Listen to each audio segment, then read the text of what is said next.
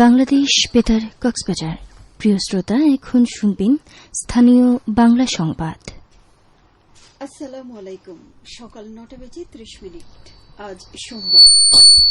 বাংলাদেশ বেতার কক্সবাজার স্থানীয় খবরে স্বাগত জানাচ্ছি শামীম আক্তার। যথাযোগ্য ধর্মীয় মর্যাদা ও ভাব গাম্ভীর্যের মধ্য দিয়ে আজ দিবাগত রাতে সারা দেশে পবিত্র লাইলাতুল কদর পালিত হবে। সন্ধ্যার পর থেকে শুরু হবে কদরের রজনী। এই রাত মুসলমানদের কাছে অত্যন্ত মহিমান্বিত। কদরের এই রাতেই পবিত্র কোরআন অবতীর্ণ হয়। ধর্মপ্রাণ মুসলমানরা ইবাদত বন্দেগীর মাধ্যমে মহিমান্বিত এই রজনী অতিবাহিত করবেন। পবিত্র লাইলাতুল কদর উপলক্ষে রাষ্ট্রপতি মোহাম্মদ শাহাবুদ্দিন ও প্রধানমন্ত্রী তারেক রহমান দেশবাসী সহ মুসলিম উম্মাকে শুভেচ্ছা জানিয়ে পৃথক বাণী দিয়েছেন। শবে কদর উপলক্ষে আগামীকাল সরকারি ছুটি থাকবে। প্রধানমন্ত্রী তারেক রহমান আজ খাল খনন কর্মসূচির উদ্বোধন করবেন। প্রধানমন্ত্রীর প্রেস সচিব সালেহ শিবলি গতকাল বিষয়টি নিশ্চিত করেছেন। প্রধানমন্ত্রী দিনাজপুরে পৌঁছে কাহারোল উপজেলার বলরামপুর শাহপাড়া নামক স্থানে ১২ কিলোমিটার খাল পুনঃখনন কাজের মাধ্যমে একযোগে দেশব্যাপী ৫৩টি খাল খনন কর্মসূচির উদ্বোধন করবেন। পরে সেখানে সমাবেশে বক্তব্য রাখবেন। বিএনপির নির্বাচনী প্রতিশ্রুতির অংশ হিসেবে খাল পুনঃখনন কর্মসূচি বাস্তবায়নের কাজ হাতে নেওয়া হয়েছে। শহীদ রাষ্ট্রপতি জিয়াউর রহমানের সময়ে খনন করা অনেক খাল এখন ভরাট অবস্থায় রয়েছে। এসব খাল পুনঃখননের মাধ্যমে সেচ ব্যবস্থা উন্নয়ন, মাছ চাষ, হাঁস পালন সহ খাল নির্ভর অর্থনীতি শক্তিশালী করার উদ্যোগ নিয়েছে সরকার।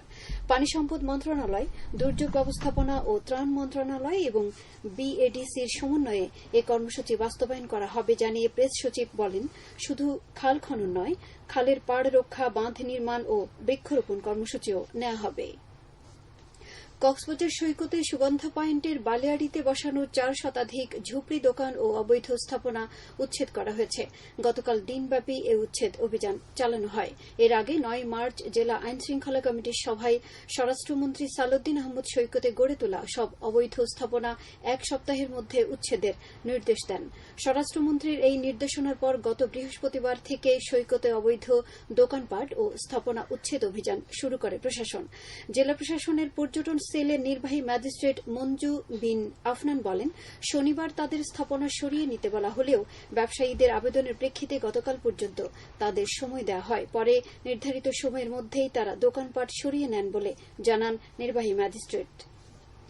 কক্সবাজার জেলা পরিষদের প্রশাসক হিসেবে নিয়োগ পেয়েছেন কক্সবাজার জেলা বিএনপির সিনিয়র সহসভাপতি এটিএম নুরুল বশর চৌধুরী।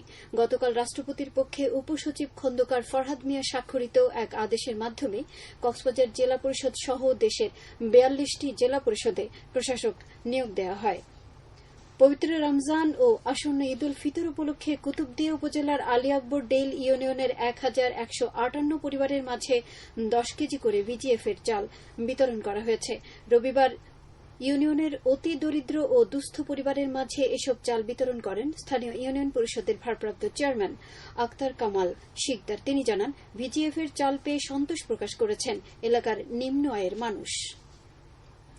মালয়েশিয়ায় অনুষ্ঠিত আন্তর্জাতিক পবিত্র কোরআন তেলাওয়াত প্রতিযোগিতায় চকরিয়া উপজেলার বৌমো বিলছড়ি ইউনিয়নের এইচএম নুরুল আফসার দ্বিতীয় স্থান অর্জন করেছেন। রাজধানীর একটি হোটেলে অনুষ্ঠিত এই প্রতিযোগিতার আয়োজন করে মুসলিম কমিউনিটি মালয়েশিয়া। এতে ৩টি দেশের প্রতিযোগীরা অংশগ্রহণ করেন। একই দিন সন্ধ্যায় পুরস্কার বিতরণ করেন মালয়েশিয়াস্থ বাংলাদেশ হাইকমিশনের মিনিস্টার সিদ্দিকুর রহমান।